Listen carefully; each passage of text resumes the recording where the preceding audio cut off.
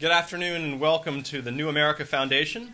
I'm David Gray, and on behalf of the Institute for Women's Policy Research and New America's Workforce and Family Program, it is a pleasure to welcome you to today's discussion, Designing Work-Family Policies for Families, Employers, and Gender Equity, Lessons from the U.S. and Around the Globe. During the last 30 years, family life in the U.S. and other industrialized nations has changed dramatically, as we all know. A majority of mothers are in the workforce, fathers are spending more and more time on family care responsibilities. We here all face our own challenges with this issue, and of course America is not alone. Citizens of all industrialized nations face somewhat similar challenges, and policymakers in many nations have crafted policies that meet the needs of their particular contexts and could inform our own. What do the experiences from the U.S. and around the globe tell us about the optimal design of policies that support working families? And that's what we're here to discuss today. And fortunately, we have 4 experts to help us examine the evidence from the U.S. and across the world about work-family policies that support families, help employers succeed, and increase gender equity. And much of the research that we'll hear today in part comes out of a literature review that Ariane and Janet did for the World Bank, and you'll hear more about it. I feel that part of the research we're going to hear today is important in no small part because it brings together aspects of policies that bring together ideas of child care and family leave, flexibility, social insurance, pension credits, and brings some of these policies holistically together. And secondly, there's a broadness to it. It looks at not only what's good for women and families, but also for employers and the economy as a whole. Now, full biographies are available outside of all of our speakers, in addition to drinks and materials that you might find interesting. But let me take a moment to just quickly introduce all 4 of our speakers today. Janet Gornick is a professor of political science and sociology at the Graduate Center at the City University of New York and director of the Luxembourg Income Study. Elaine Foltz is a consultant on Social Security at the International Labor Organization. Ariane Hegowish is study director of the Institute for Women's Policy Research. Mildred Warner is professor of city and regional planning at Cornell University. Thank you all for taking time to be with us today. The expertise that these 4 individuals have, both in terms of research and ability to both write and present it, is well known to many of us in the field and is greatly respected across the spectrum. So we're very fortunate that they're here today. Now, following their speakers, as is our tradition, we'll have an opportunity for your questions. And during our Q&A period, we'll have a roaming microphone, and we'll ask you to please state your name and affiliation and ask a very brief question of our speakers. And we'd also like to thank the Kellogg Foundation for their generous support of today's event. So thank you all for being here with us today at New America, and thanks to all those who are watching this event over the internet as it's being webcast. And we'll begin with Janet Gornick. Janet?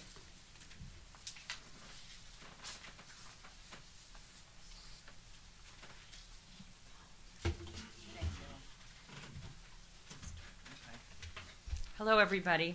It's a pleasure to be here today. It's a pleasure to be back at the New America Foundation and at this exciting event organized by the Institute for Women's Policy Research. I'm going to talk about parental leave, talking a little bit about parental leave in the United States, and then talking about some lessons from abroad. As you've heard, this is just one piece, parental leave, of a larger policy package that we'll address today. The other speakers will talk about child credits in the social insurance system, flexible statutes for flexible work, and also child care. So we hope it will come together as a whole as we move along.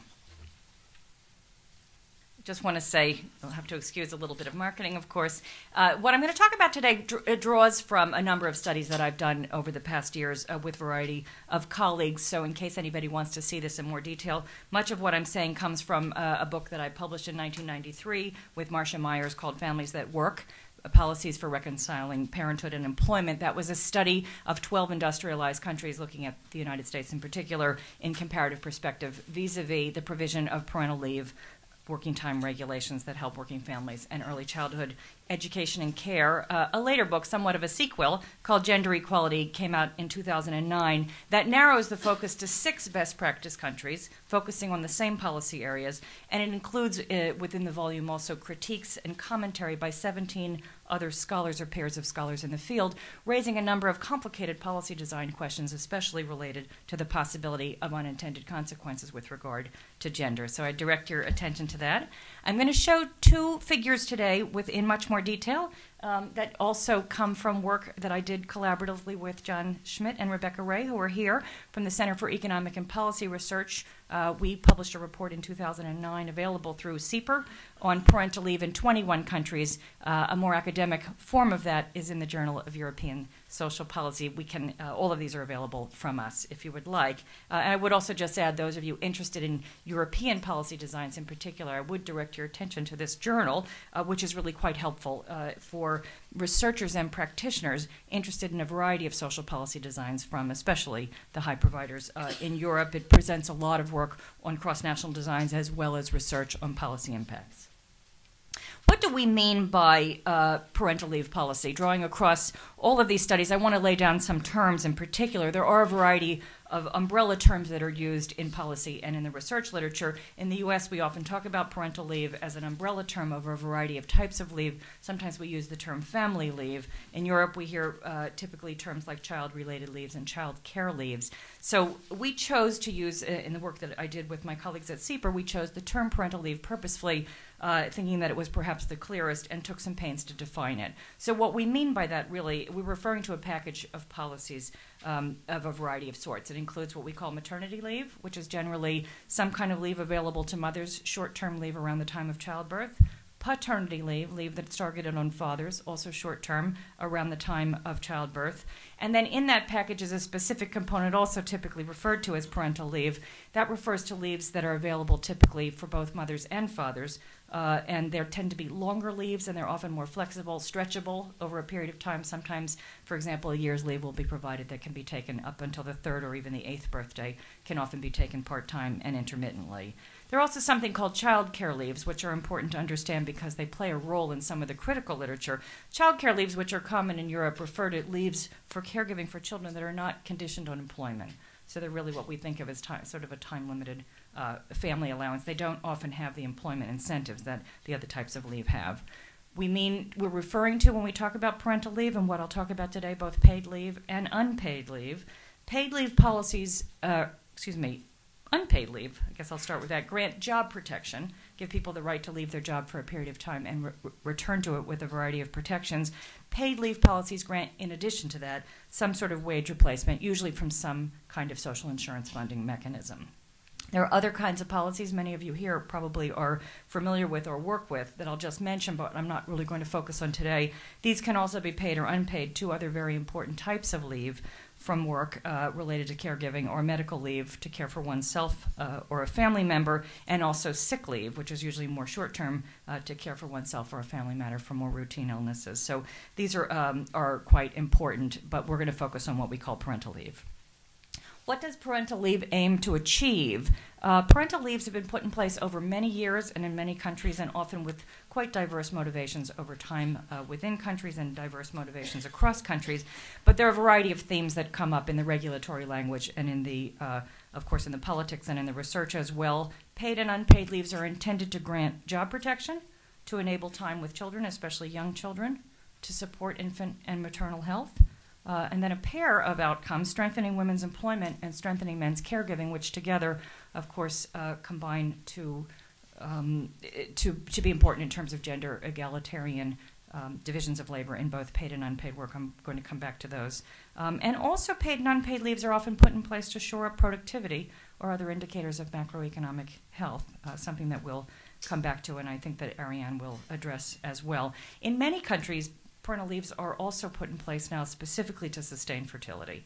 A number of countries in the world, in Europe and elsewhere, have very low fertility. This is not a big issue in the United States today, but these work-family reconciliation programs, including parental leave, are understood to help to have an effect, and that's been fairly demonstrable in Europe. on maintaining birth rates at closer to replacement level. Paid leave, of course, is intended to provide earnings and income support and to ensure families, parents, and their children against loss of income during periods of intensive caregiving. Once again, all of these outcomes are shaped by features of the policy designs themselves. Paid leave designs are very complicated. They vary in terms of benefit structures, coverage, eligibility, timing, duration, and so forth. All of these features combine in various ways and have effects on these outcomes. I'm going to come back specifically to the two that particularly have to do with gender.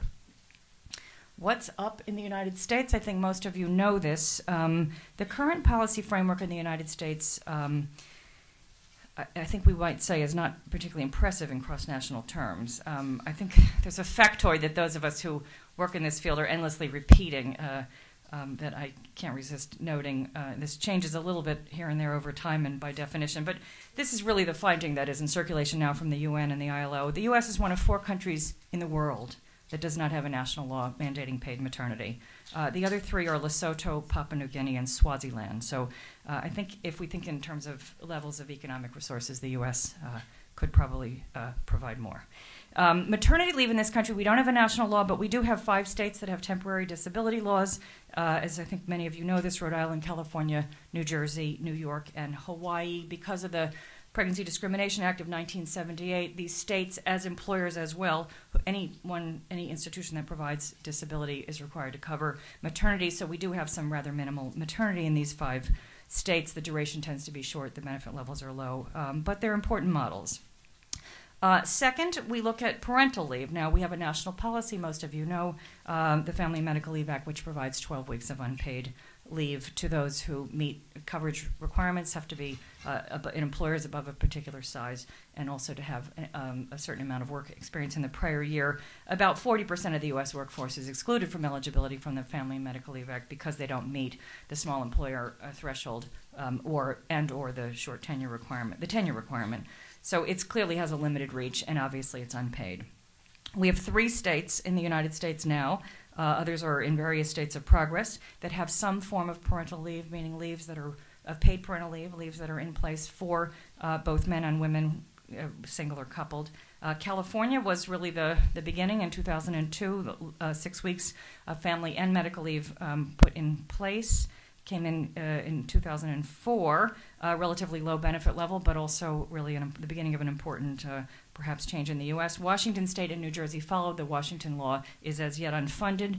The New Jersey law came in last year, is somewhat under siege at this moment by the new governor, who's not a fan of it, but it seems to be relatively strong. The response to it within the state has been fairly popular.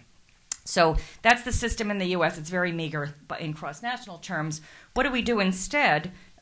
We leave the provision of paid leave to the labor market, and we pay a price, I would say, for relegating leave to market provision. There's much to be said, but let me just give a few highlights about that. So the aggregate level of access is low in the U.S. compared to all of the other rich countries and to many middle-income countries as well, and the distribution of access to market-provided leaves is really quite regressive. A recent report from CRS in 2009 reports that employers in the private sector offer paid leave to a small percentage, only 8% of workers. I think the story that we're slowly learning, those of us in the work-family world, and are really kind of absorbing and acting upon, is the regressive nature of these benefits. What do we know?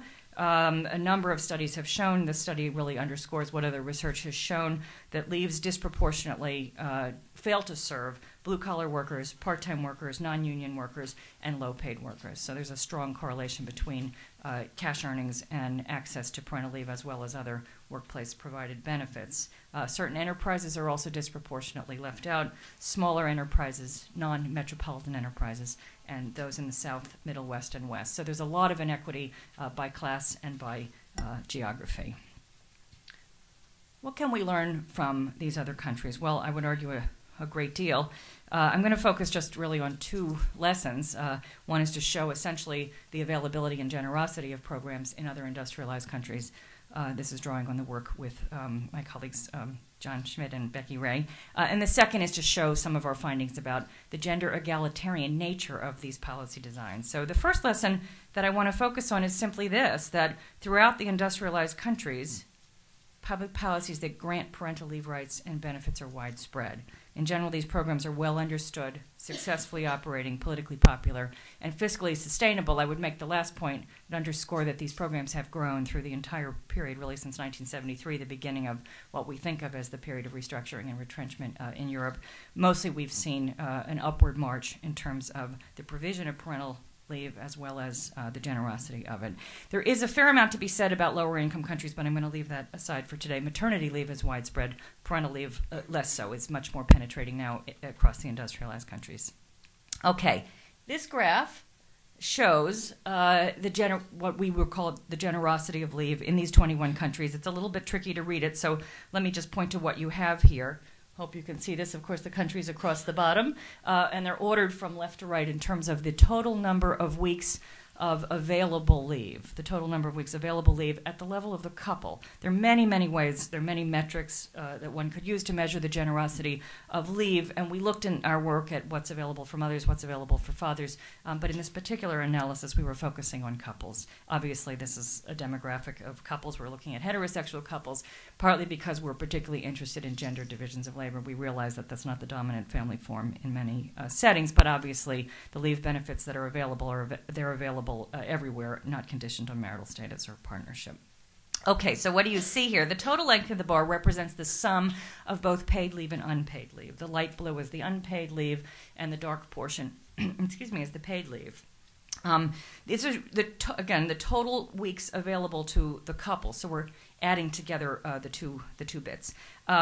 The measure in the dark, the paid leave, full-time equivalent leave. So we're capturing the benefit level weighted by the wage replacement rate. So in other words, how many weeks are available of fully paid equivalents. The combined legal entitlement assumes that both take all of the leave that's available to them. There are a number of assumptions embodied in these measures, and of course they're available in the paper.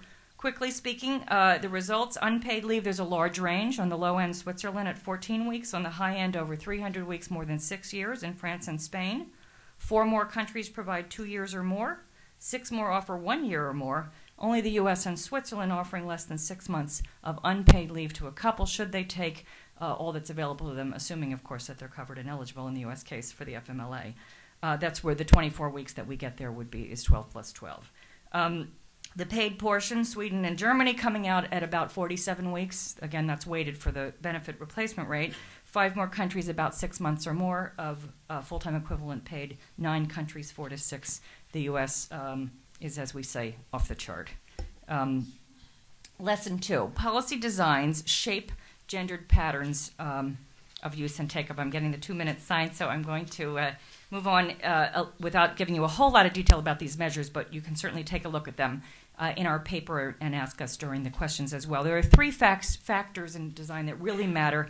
The eligibility structure, the extent to which leaves are transferable. What does that mean? In a lot of countries, leaves are granted within a couple, and partners can transfer their leave entitlement to their partner. And that has real gender egalitarian consequences because men tend to transfer whatever's transferable. So we look at, in our study, the extent to which the transferability is present or absent. Wage replacement matters. Higher wage replacement rates provide an incentive for male take-up in particular. Women's take-up tends to be high regardless. And finally, the duration matters. Leaves that are both too short and too long are problematic. The sweet spot seems to be somewhere between 6 months and a year, enough to help improve women's employment outcomes and not so long as to damage them. So also something we can come back to. In our study, we created something that we call the Gender Equality Index. I'm just going to take 60 seconds to say what's here. This Gender Equality Index combines 2 factors, the portion of leave available for fathers or exclusively reserved for fathers, and the percentage of earnings replaced during periods of leave. The high performers for the most part are the Nordic countries and Belgium. Greece, for a variety of interesting reasons, was also scored surprisingly high, although we're scoring the nature of the law because of the high level of informal labor market in Greece. The reach is probably not as strong. So let me just close by saying the U.S. scores more highly on gender equality than it does on generosity because the Family and Medical Leave Act grants equal non-transferable portions. We take that as good news if we're ever able in this country, which we many of us, I say the royal we, hope we will be able to put wages in the Family and Medical Leave Act. A framework is in place for gender egalitarian policy design. So on that, I'm going to close, and we can come back to some of this in the discussion. Thank you. 。 . 。 . 。 . 。 . 。 . 。 . 。 . 。 . . . . 。 . 。 . 。 . 。 . 。 . 。 . 。 . 。 . 。 . 。 . 。 . Thank you. 。 . 。 . 。 . Thank you. Thank you very much, Janet. Now, Elaine Foltz. Elaine?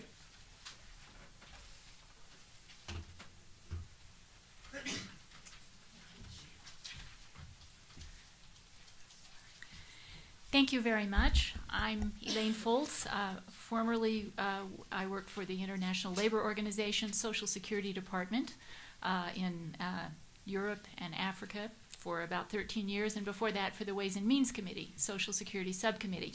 Last year I retired, and now I work as a consultant primarily for the ILO. But last year I did a study for the Institute for Women's Policy Research on pension crediting for family caregivers. And that's what I'd like to talk to you about today. This study focuses on 7 countries, 5 of which are EU member states, that is Finland, France, Germany, Sweden, and the UK. And in addition, I focused on Canada and Japan. I think that pension crediting is a very familiar term in American policy discussions. It's been on the political agenda on and off for a couple of decades, but still I think it's useful to start with a definition of what we're talking about. So I have defined it in this paper as a tool of Social Security policy whose purpose is to avoid erosion of pension adequacy for people who are engaged in low or unpaid activity that is judged to be of high social value.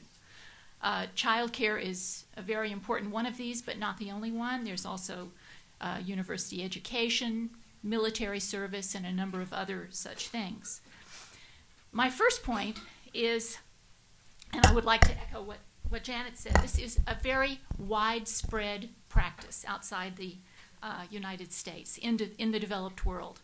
Of the 30 countries of the OECD, I found that there are only 4 that don't have pension crediting. That is the US, Turkey, Mexico, and Australia. The policy objectives of crediting are diverse, and in most of the countries that I looked at, the policy purposes have changed over time. So this is a tool that has been adapted to changing policy objectives. If you look at the wording of various statutes, you see these kind of objectives: gender equality, prevention of poverty, reconciliation of tensions between work and family life.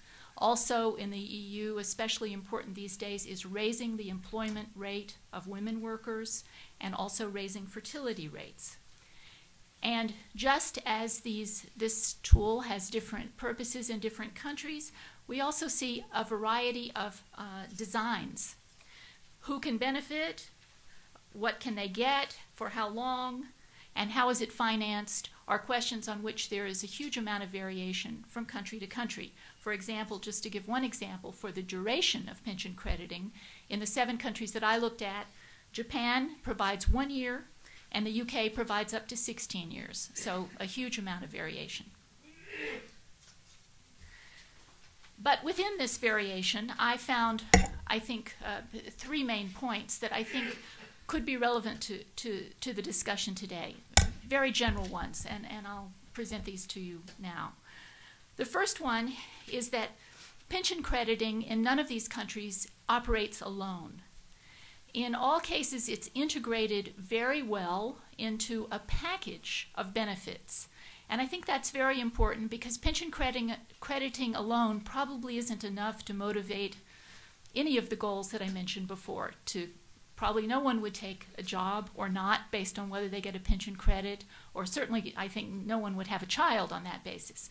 So in all the countries that I looked at, there is an integrated package. So to encourage work, we see leave plus a cash benefit plus crediting.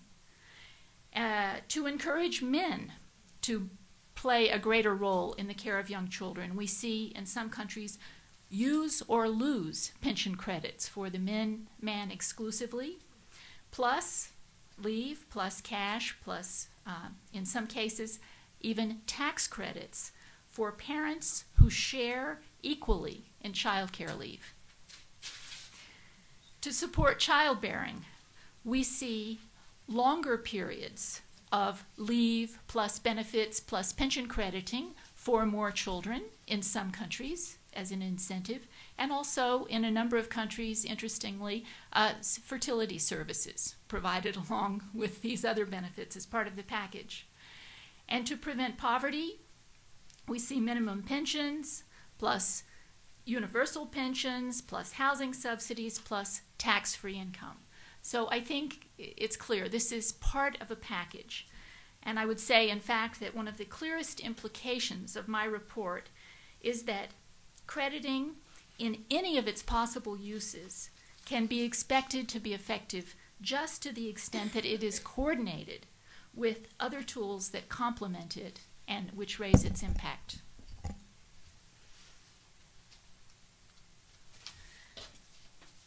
Okay, my next point is that there are a number of countries that are expanding their use of pension crediting today, and the context for this, I think, is important to note.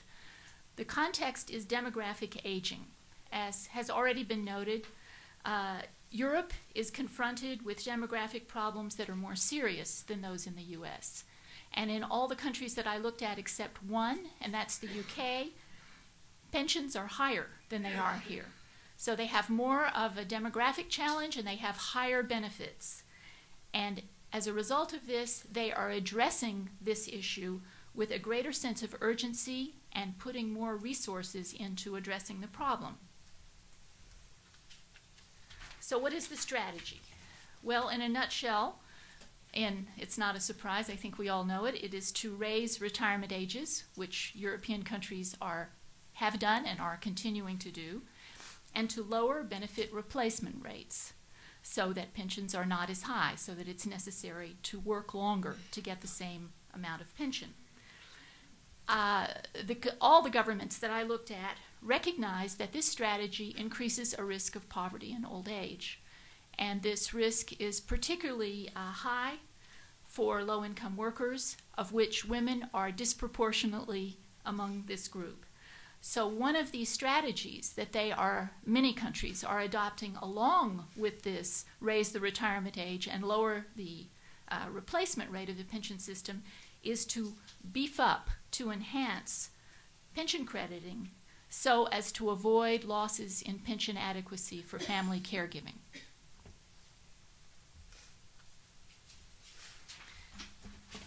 The third issue, which I'd like to put on the table, has to do with whether one can work or not while receiving the credit.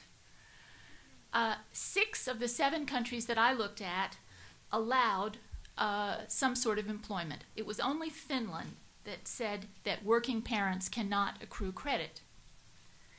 And this may seem strange if one thinks of pension crediting as a way to compensate time out of the workforce.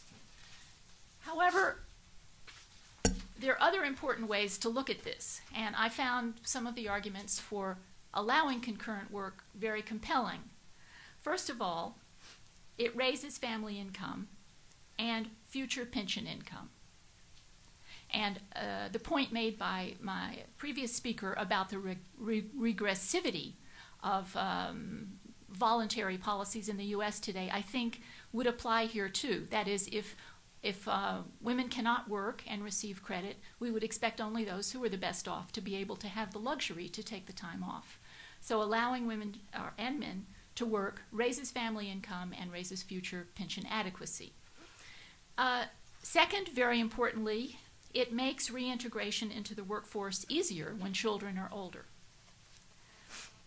And my third point would be that to the extent that the purpose of crediting is to reward socially valued unpaid work, this work is still of value and it's still unpaid, even if the person who's doing that work does some part-time paid work at the same time. Final point is financing, which is a key question, of course, for all policies, and one in which the countries that I look at were quite varied and don't provide any sort of clear direction. And I think also 7 countries are too small, probably too small a sample to reach any conclusions about. But you can see from my list here that these credits are financed in a variety of ways. In the UK, from the general budget. In Sweden, contributions are actually withheld from the child care benefit for pension credit.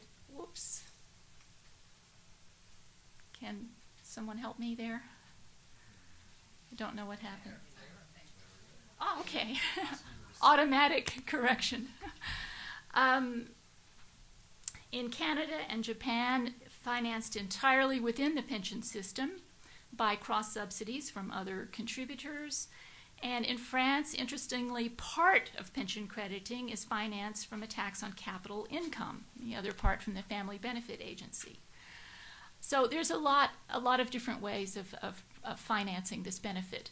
My hunch, and I can't prove it, but I believe it and would like to share it with you, is that when these credits are financed from within the pension system itself, there's greater stability in the benefit provisions over time. One can see that in the two countries that do it that way. In this study, Canada and Japan, they both have had very stable laws without much change from year to year or decade to decade. And I also saw this in a previous study that I did in the ILO when I was working in Central Europe, where when these countries came out of the Soviet bloc, the World Bank and the IMF strongly encouraged them not to have any cross-subsidies within the pension system, but to fund any kind of subsidy from the state treasury. And they did that in many cases for these pension credits. But what we see then is a dependence on the annual appropriation process and a lot more variation, instability, and I would say in some cases a downward trend in generosity from year to year. The strongest rationale, I think, for financing within the pension system comes from Germany, where the German Supreme Court in 1986 made a landmark decision in which they recognized that childbearing is vital to fulfilling the generational contract that underlies the pension system. And on that basis, they ordered the government to increase the generosity of pension crediting and to finance it within the system, and this was done. I think it's an important point. Though there are demographic differences across the countries, what we see on the horizon is a demographic challenge. And to recognize that the pension system, just like the economy and even more so, is dependent on this generational contract of having more children for the next generation is certainly a strong rationale for support for pension crediting within the system. Do I have 30 seconds? All right. I'd like to take my last 30 seconds to plug a new ILO publication on this subject from the ILO Conditions of Work Department called Travail on work and family policies. By the time this meeting is over, I hope very much that there will be some brochures on it on the table outside, and if they're not and you're interested, you're certainly welcome to send me an email and I will send it to you electronically. Thank you.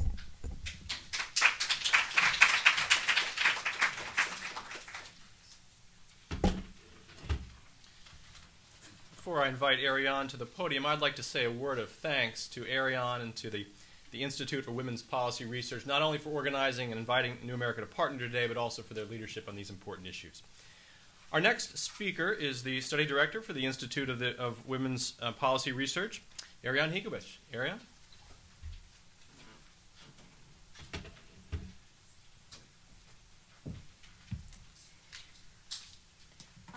Thank you very much, David, and I would like to start by returning those thanks. Working with the New America Foundation on this has been a pleasure, and I think our purpose with organizing this event to bring together the different elements in work-family policy to the same table and reach out to different constituencies of policymakers and people who are interested in these topics in DC was really beautifully enhanced by our collaboration. So thank you very much, everybody, for being here. I'm going to speak about time when you get back to work and how that time can be made manageable and really fulfill both the objectives of the employees, the people with caregiving or other responsibilities, and of employers. In these rooms, we've heard a lot of talks in the past about the way families have changed, the way most households now have all adults in the labor force in the United States. A third of all mothers are single parents, of all working women are single parents. So time has become a very scarce resource in a lot of households.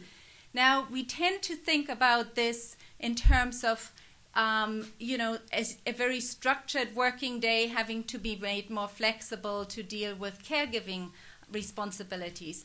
But what has also happened over the last 20 years or so is that operational hours or working hours have exploded with the 24/7 economy encroaching on life. So really what this section is about, workplace flexibility, is how governments have tried to encourage a compromise, or at the best a win-win solution between the needs and objectives of employees and the requirements of employers.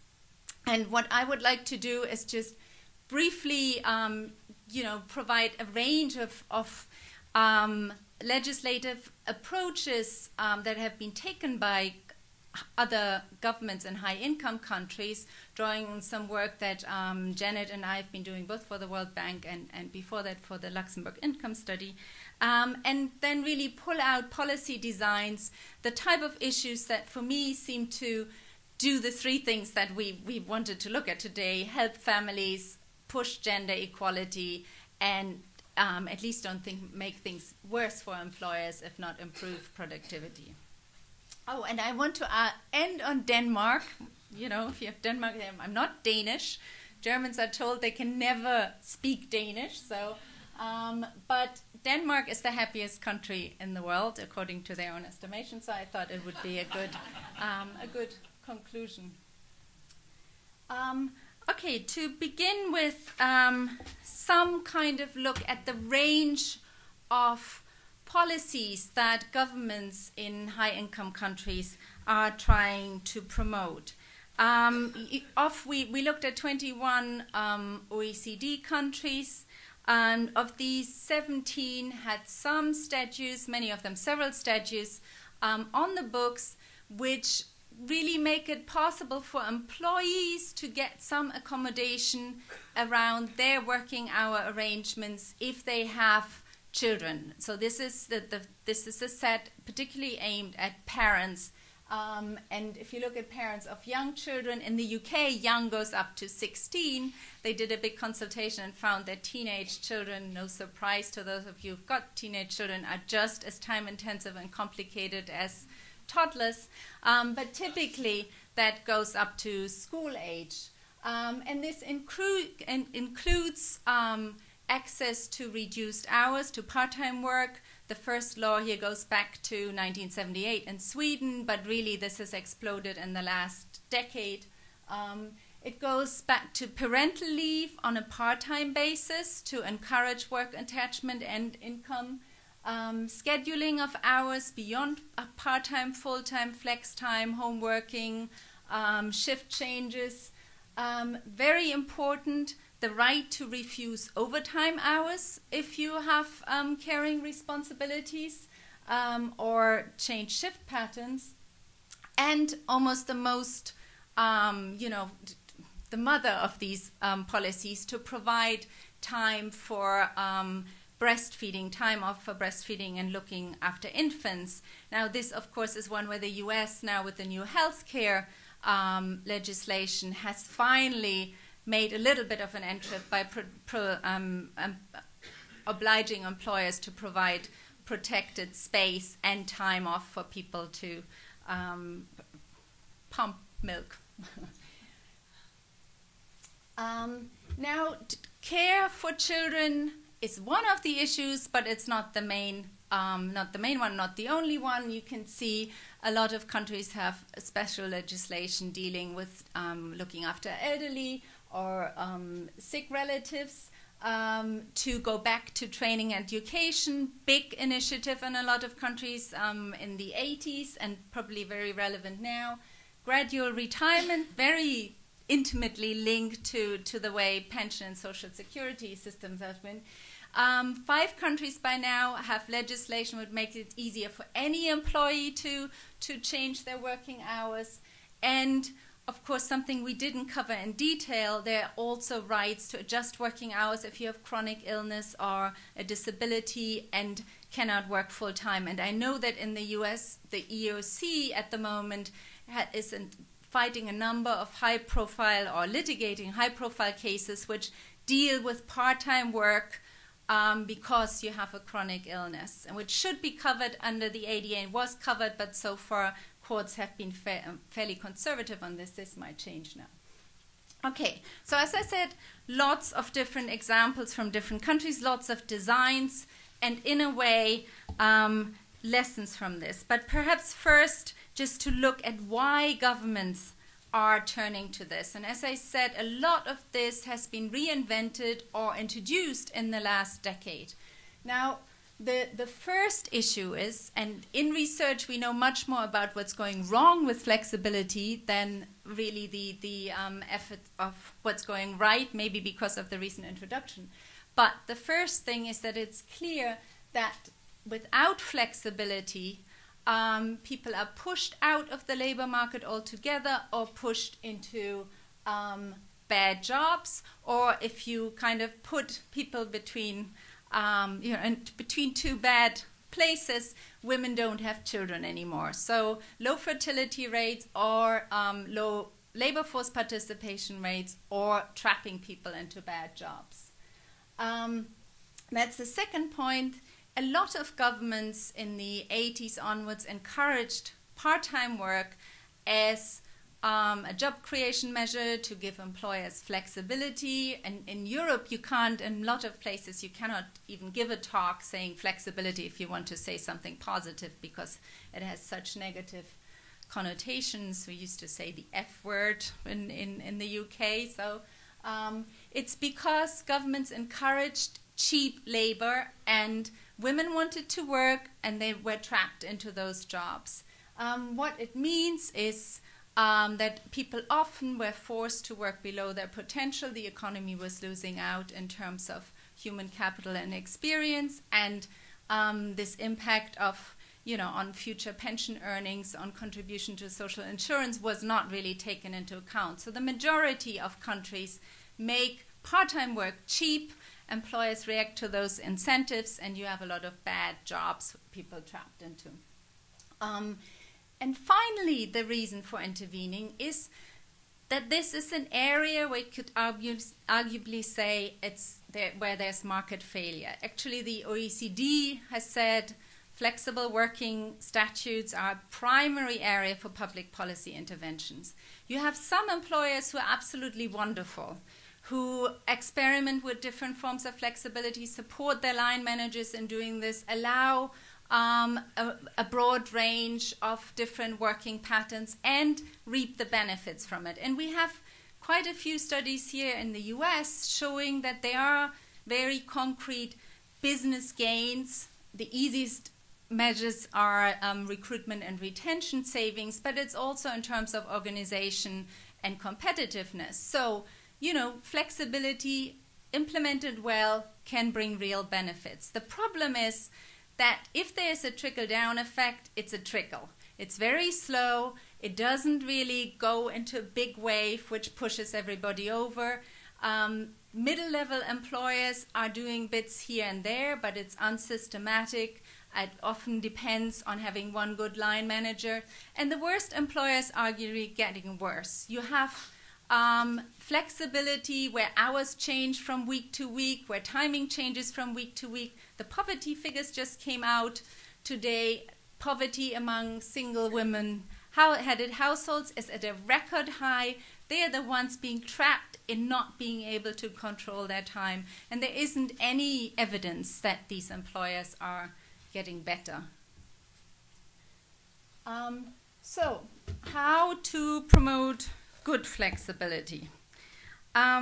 the first issue is, as I said, often people, are happy to work whatever hours, whether they're standard or whatever, until something happens in their life. Very often it's having a child, but it might also be your mother falling ill, or you're personally having health problems needing some change. And that's when often people change employment to get different hours. You might have, and it's linked to the issue of parental leave. You might be out of work, you might come back and want part-time work, your employer says no, you change jobs, you lose your seniority, and you're likely also to be in a worse job afterwards. So the emphasis of the legislation is to help people stay in their jobs, but with changed working practices. And what these laws entail typically is a duty on the employer to deal with the with the request. Seems like a kind of, very low-level request or regulations, but often employers don't do it, or there is no mechanism for doing it, so employees don't know how to go about it. But also giving the employer a veto if they feel whatever is requested is just not possible in terms of the business context. The second one is to protect flexible workers from discrimination. You don't want to have lots of workplace flexibility if the result is that women get less pay, have less pension earnings, don't get promoted, and don't get training.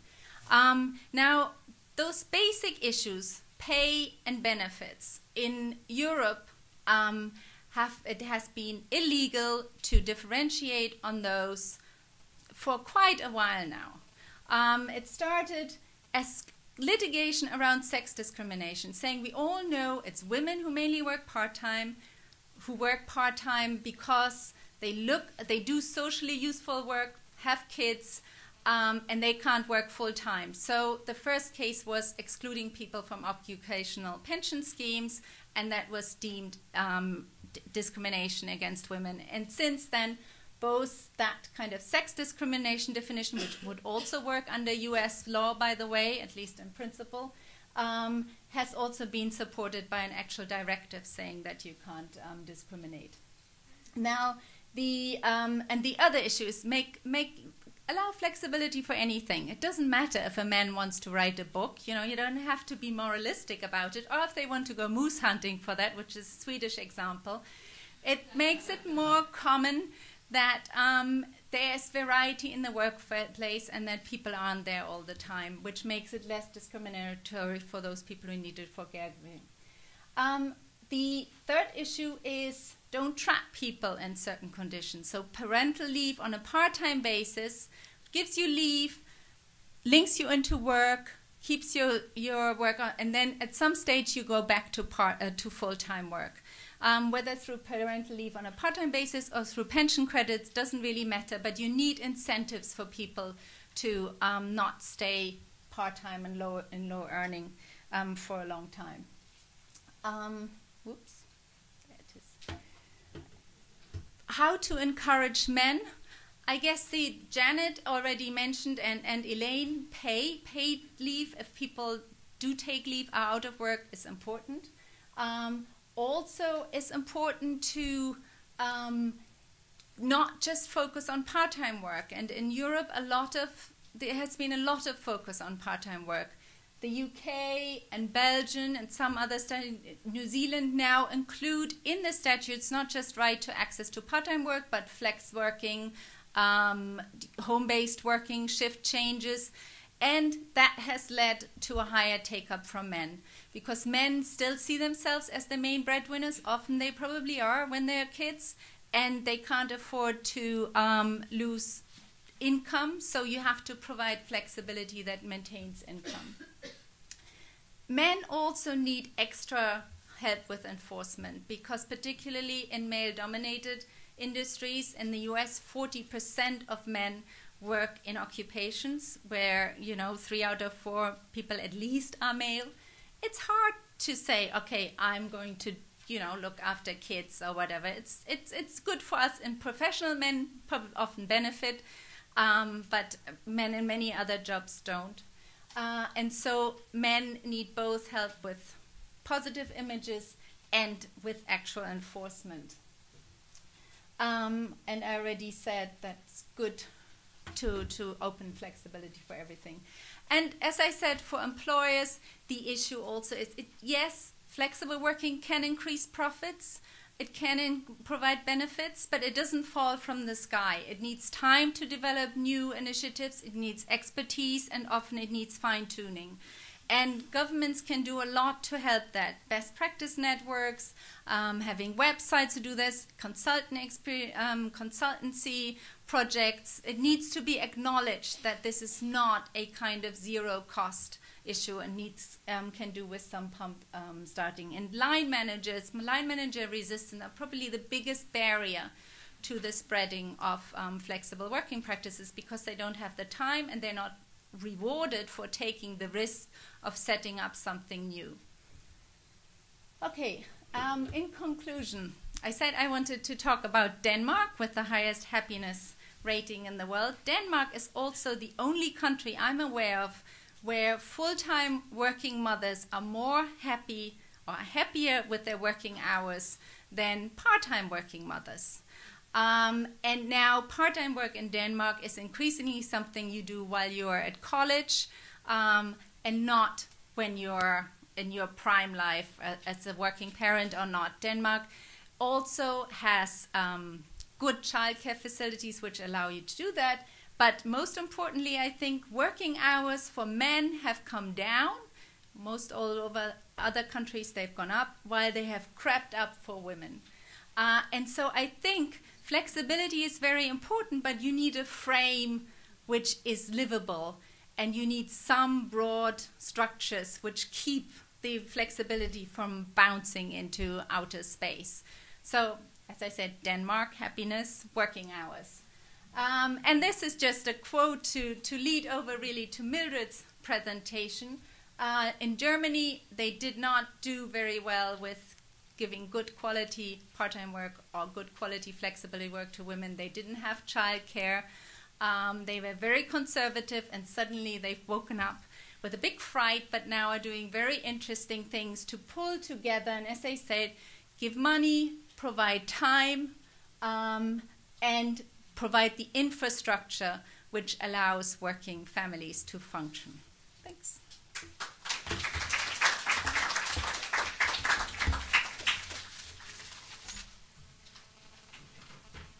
Thank you, Ariane. And now I'd like to invite Mildred Warner to the podium, a professor in the Department of City and Regional Planning at Cornell University. Mildred?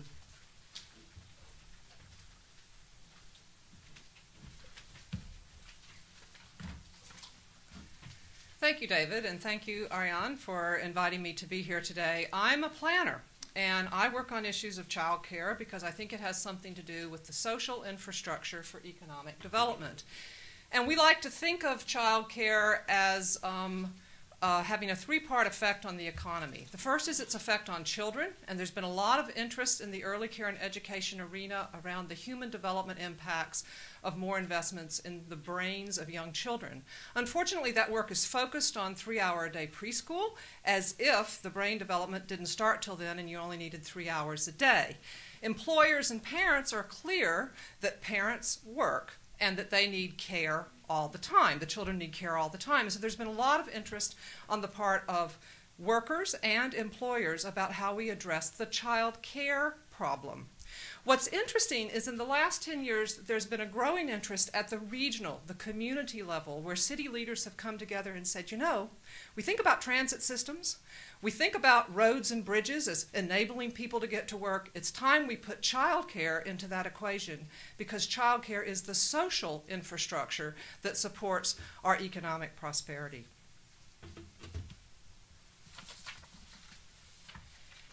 What's interesting to me, when I first started this work about 12 years ago, In planning and in economic development, I got a big duh as a response. What do you mean childcare has something to do with economic development? But that world has really changed. And just to show you how much it changed, let me talk about a couple of survey results. Back in 2005 and in 2006, the Wisconsin Economic Development Association, and in 2006 it was the New York State Economic Development Association, sent out a survey to its members and said, you know, is affordable child care a barrier to economic development in your community? Yes. Should child care be part of your economic development policy? Yes. It's like, whoa, I'm amazed that so many people get it. There was a national survey done last year by the National League of Cities and the International City County Management Association looking at local governments and asking them what percentage of them actually used any of their economic development tools to support child care. Loans, tax credits, business assistance. Okay, so that's only 14%. So the recognition that it's a problem is widespread. The willingness to do something about it is slowly growing. We did a survey with American Planning Association and looked at what percentage of planners see families with young children as critical to community sustainability, 90%. I'd argue that this economic development frame is probably strongest in the U.S. in part because our national policy is so weak.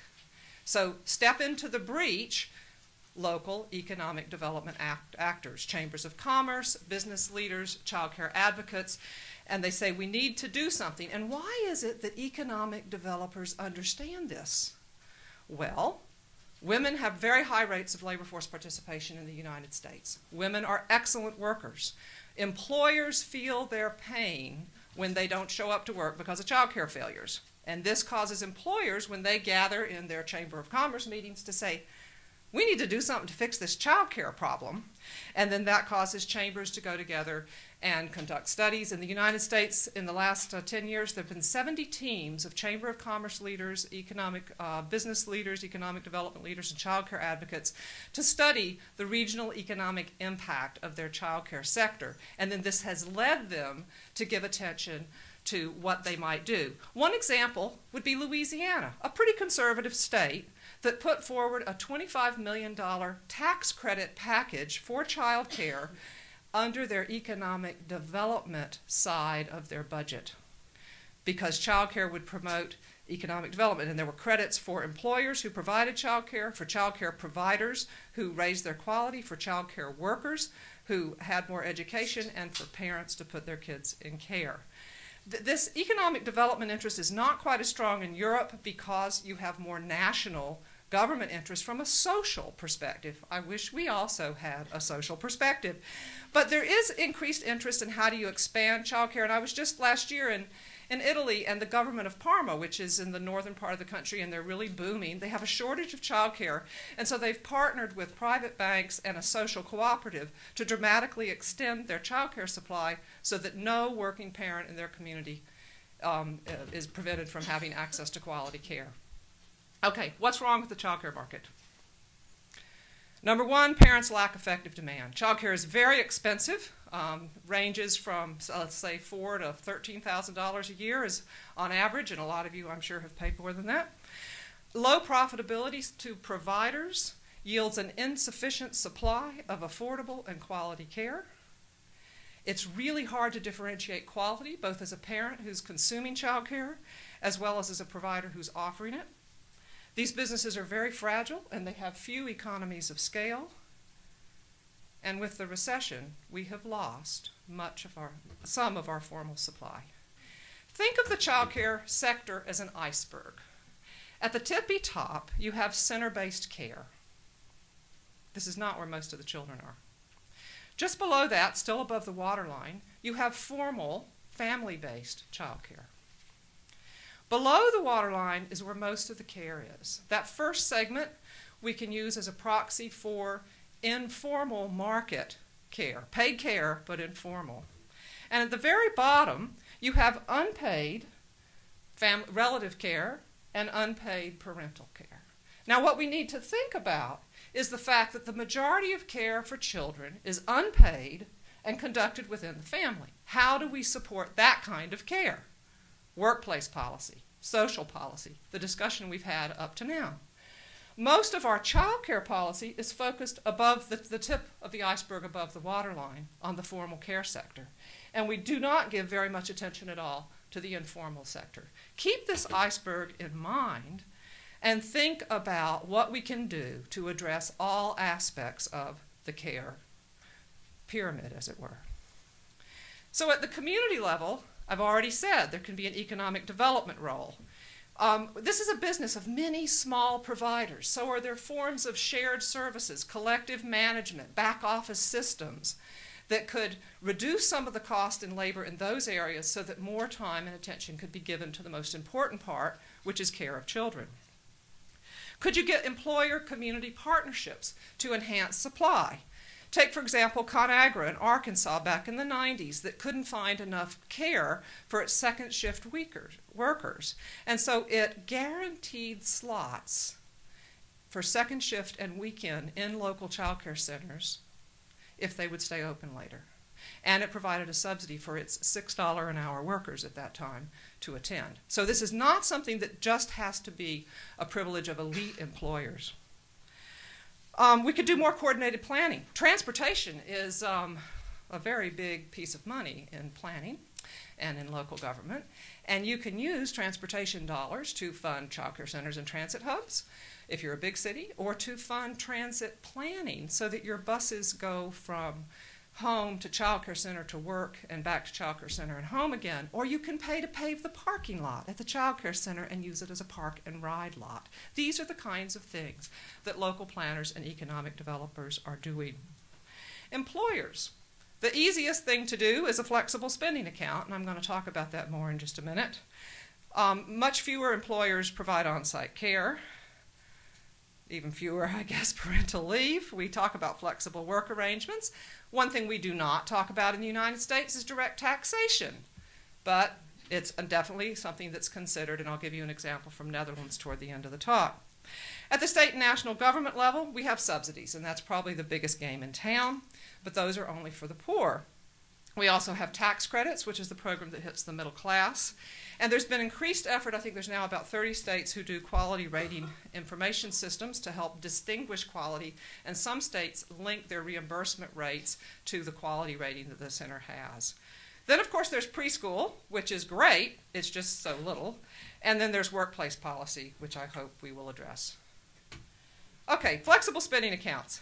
They're the most commonly offered employer support because they're easy to administer and they're cheap. In fact, employers make money on them because they don't have to pay their Social Security and Medicare portion for the dollars that the employee puts in this pre-tax account, and they can use that money to cover the management of the account, and these things are very easy to manage. But there's very low take-up rate among parents due to a very restrictive program design, and this is the result of federal policy, which could be easily changed. There's a once-a-year sign-up, but you know, we have babies only after 9 months, so it's kind of a problem if you can only sign up once a year and you don't really know what your care needs are going to be. It's a use-it-or-lose-it basis, which makes people nervous. It's limited to $5,000 when I already told you what the cost of care was, and it doesn't matter how many kids you have, it's only $5,000. So I would recommend that we raise the limit to cover the cost of care. When the program was started in the 80s, it was pegged to the cost of care. Why didn't we just index it to inflation or the cost of care, and then we wouldn't have to worry about making legal changes? And we should allow more flexible enrollment. But let me give an example of an employer who tried to use the FSA as a mechanism to increase child care support for the kids. And it's my own employer, Cornell. What they did is they deposited an employer contribution into the employee's flexible spending account. On average, this was about $1,300, which is significant. It went up to $5,000 because that's the limit that the federal government allowed, and there are employees who received $5,000, and these were the janitors and the cooks, the people at the lowest end of the wage scale. To get political buy-in, I also would have qualified, and I would have gotten $100 a year. Okay, so you're covering the full end of the spectrum. They actually allowed us to do a study, and we found that the most likely to sign up were women, single parents, and hourly employees. They wouldn't let us ask questions about income, but hourly employees is our proxy for the lower wage people in the spectrum. So these are employees with greater child care needs, and we also found that personal interaction was critically important. This point about managerial training is absolutely crucial for people. How did you hear about it? I heard about it from my supervisor. Those least likely to participate were those with infants. Again, you don't know what your child care needs are going to be. You can't anticipate your expenses. You have this inflexible sign-up. That wasn't really Cornell's fault. That was federal policy fault. Let's get employers to help us fix it. Let's move to the second major area that I wanted to talk about, which is subsidies, which is for, in the U.S. case, it's for low-income families only. So it doesn't reach the middle class.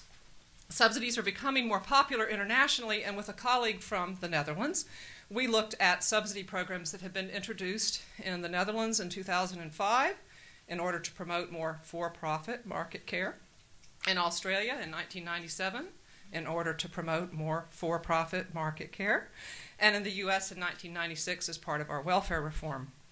What we found was the U.S. reimburses at a lower rate, limits its subsidies only to the poor, and gets a more limited market supply response than either the Netherlands or Australia.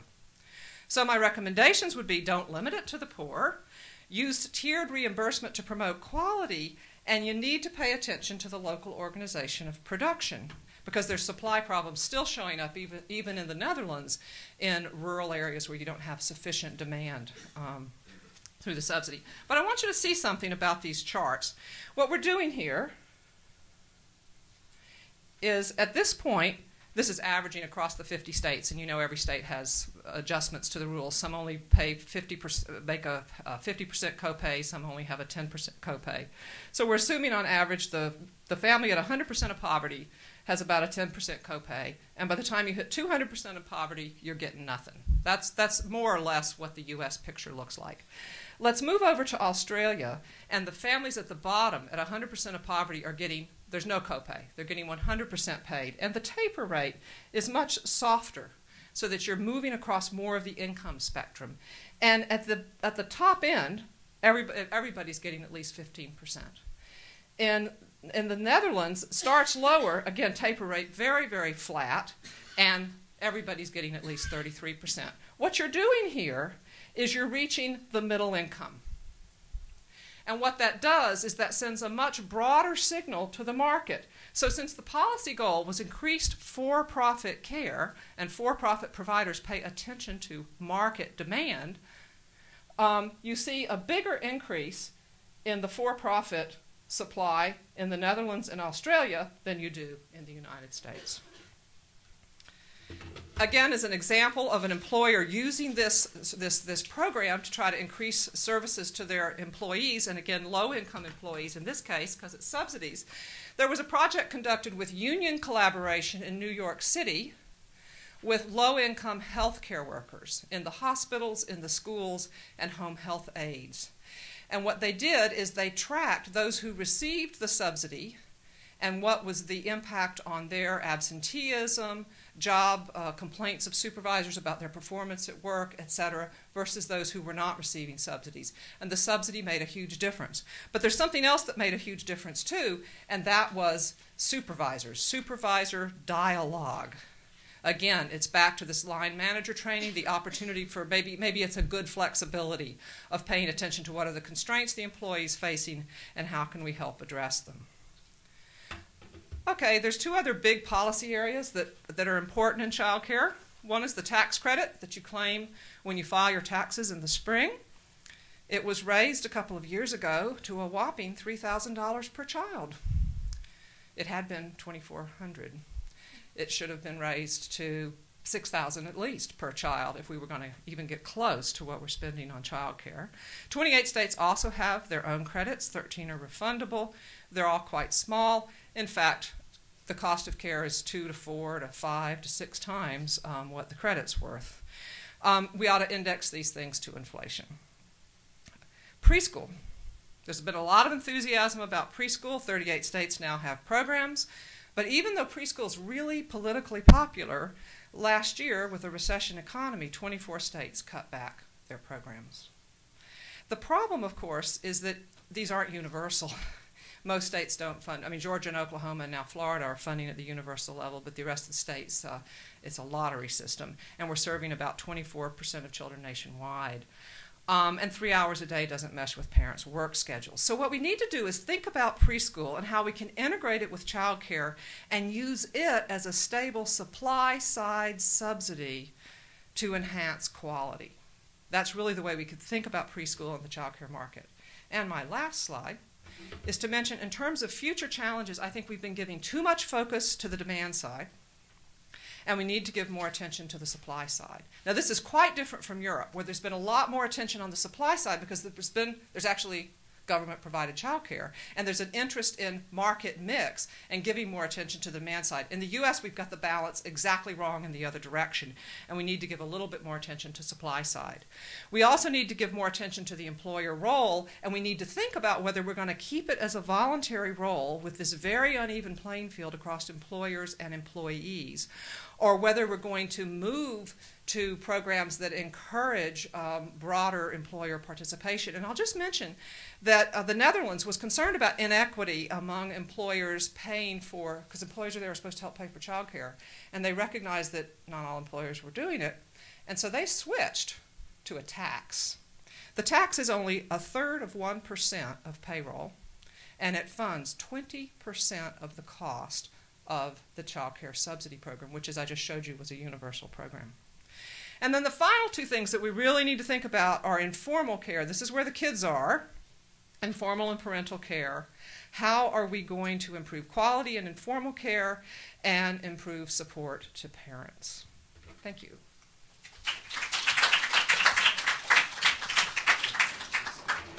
All right, thank you very much. Those were just terrific presentations, as you can see, both in terms of the amount that they covered, a lot of territory, but also the depth. So I'd like to invite Janet and Ariane, Mildred, and Elaine to come up here for our question and answer period. We've got about 15 minutes or so before my moose hunting appointment and before our scheduled ending time.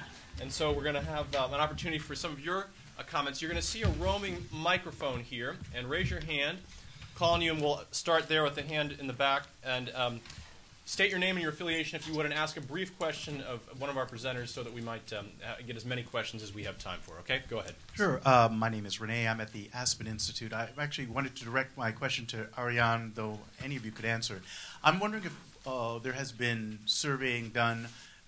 You talked a lot about the relationship between working parents and their employers in terms of flexibility, but in terms of is there any resentment from working non-parents? That's a very good question, the backlash question. And yes, there is, which is why, just to give you an example, in the United Kingdom, the right to request flexible working legislation is limited to parents and carers for elderlies. And the Human Resource Management Association in the United Kingdom was really against this narrow framing of the law. They said we should make it accessible to everybody because otherwise we have to deal with the backlash. That is why people really say it doesn't matter whether you want to ride a horse or you want to take your child to the playground. If it can be accommodated in the workplace and lots of ways of doing it, then it's a good thing. And I think that the backlash it's a very important issue to deal with, particularly as work has intensified, and often employers, when they put people, give parental leave or allow people to reduce hours, they do not necessarily change the employee replacement or so on. So I think it's an important issue, and policy is to make it available to everybody. Thanks, Ariane. All right. Let's see. We've got another hand here. We'll just work backwards a bit here. Why don't you take the two questions here, and we'll just come up front. Hi, my name is Susan Oxhorn. I'm a New York-based independent policy consultant, and I want to thank the New America Foundation and the Institute for Women's Policy Research for highlighting what I think is a really critical issue. My question is sort of to all of you, and it has to do less with policy design, I think, than it does with strategies for advocating and moving this policy agenda. I find in New York, and I think it's true across the country, that there's a bifurcation between what we call early childhood or early care and education policy and the goals there, and work-family policy. In my state, and this is, Mildred is doing incredible work, and I think that, she's really brought it to the fore, and Janet as well. But still, it's not on what we call the early childhood policy agenda. And I think that in order for children to grow up healthy and well educated and to be creative, innovative, workers, and in fact for this economy to really go on, we have to have some kind of connection. So I guess I would say maybe the school readiness, the life readiness, the career to cradle with the work family and particularly family leave. Great. So my question is, how do we do that? Great. Good. That is a very good question. Mildred or Janet, do either one of you want to tackle the answer? Well, I'll just say a few words to say, we need another day, a whole day. Of course, we're talking about politics and strategy, especially in the U.S. context, which is kind of vividly changing recently.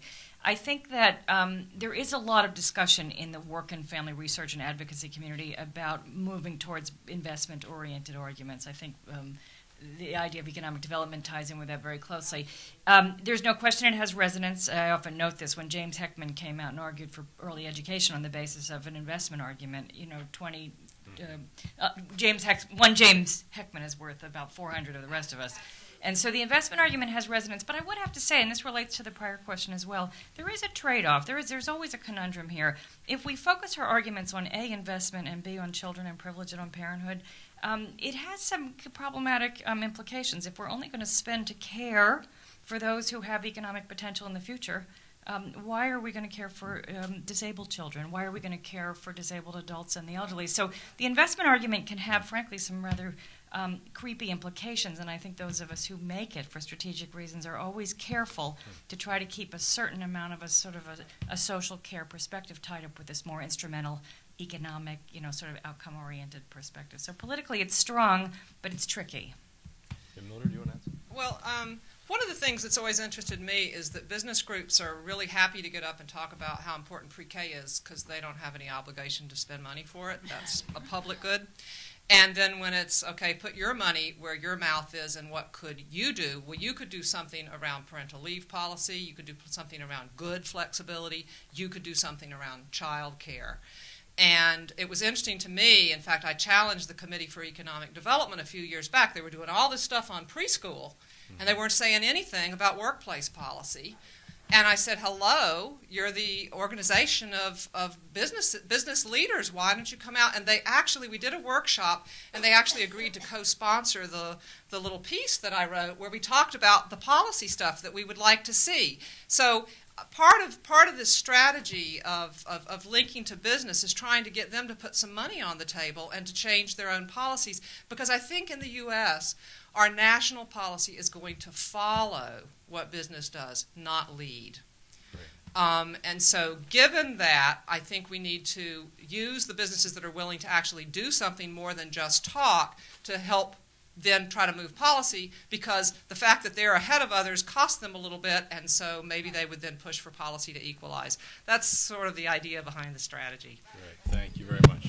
All right, let's see. I saw a hand up front here, and let's see, as we come back here. Do we see one over here? And then we've got two questions up here as well that I see. Hi, thanks. I'm Angela Mazuris. I work in the Office of Equity, Diversity, and Inclusion at the IRS. Yes, we have one. And my question is to bring our previous question down to a more micro level. What are your recommendations for those of us who work in federal agencies and are, of course, bound by various federal regulations and quite frankly work in an environment that's very compliance oriented?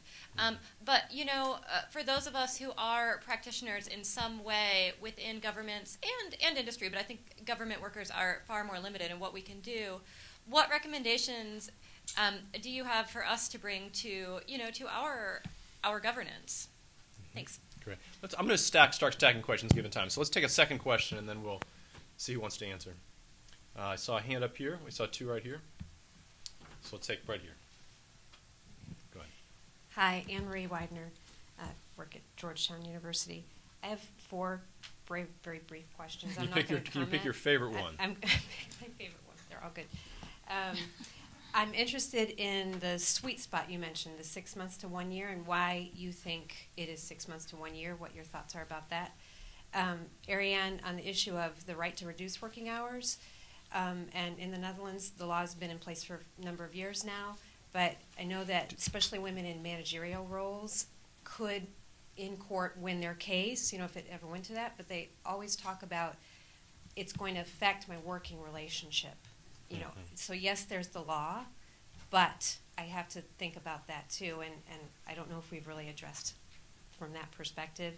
The IOL, the issue of aging, and I'm still curious about how we're really coping with that in your presentation. I'm sorry to cut you off, but I'm going to here, just for the next three questions. We've already got one, and just in the interest of time. Okay, but we can just continue it afterwards, but I apologize just on questions.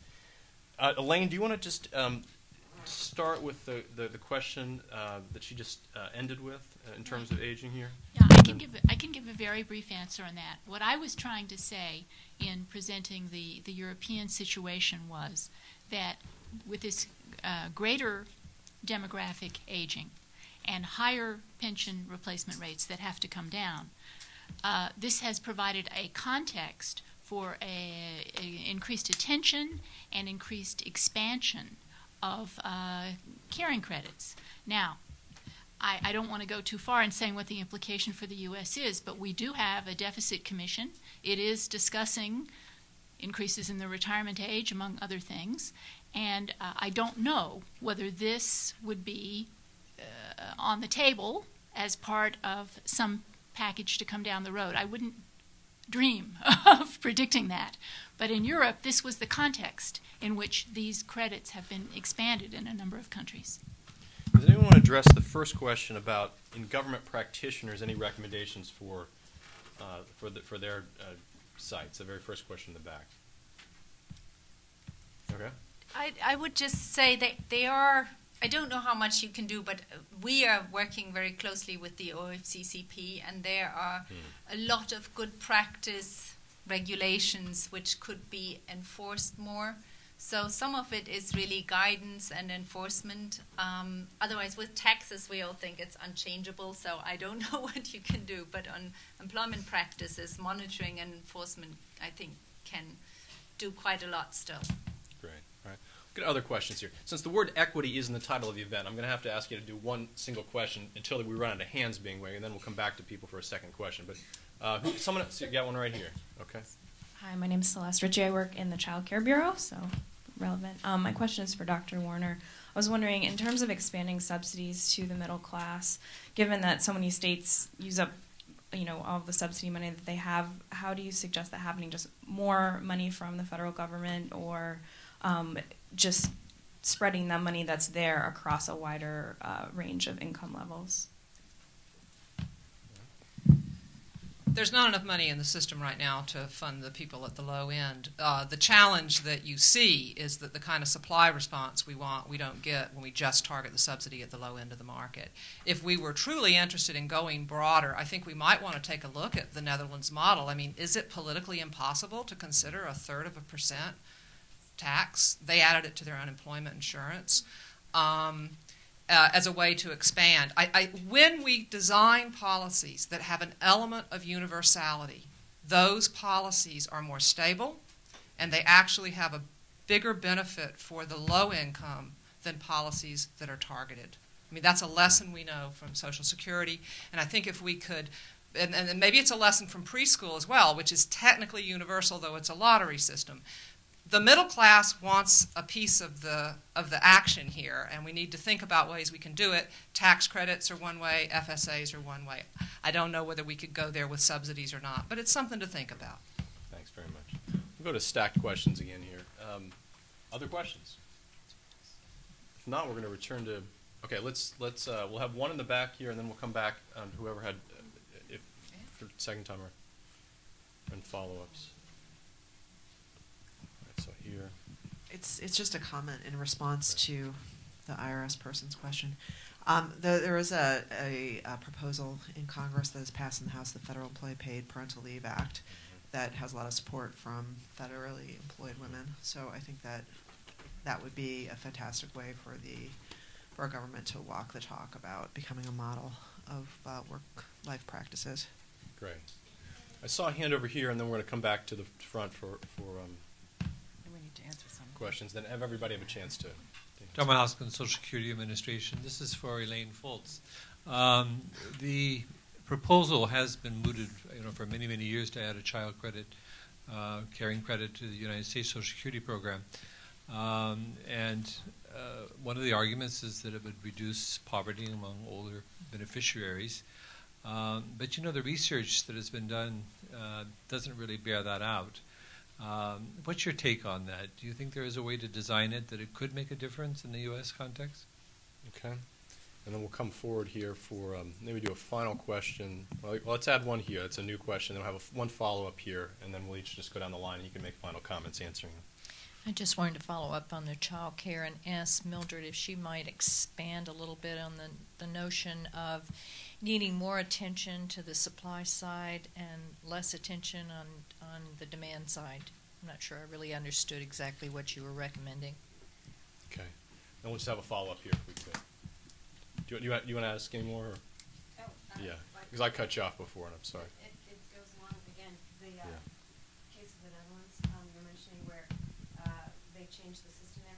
With the parent who puts their child in child care, that employer in some countries have to bear the cost. But the Netherlands did it where both the father and the mother's employer has to contribute equally.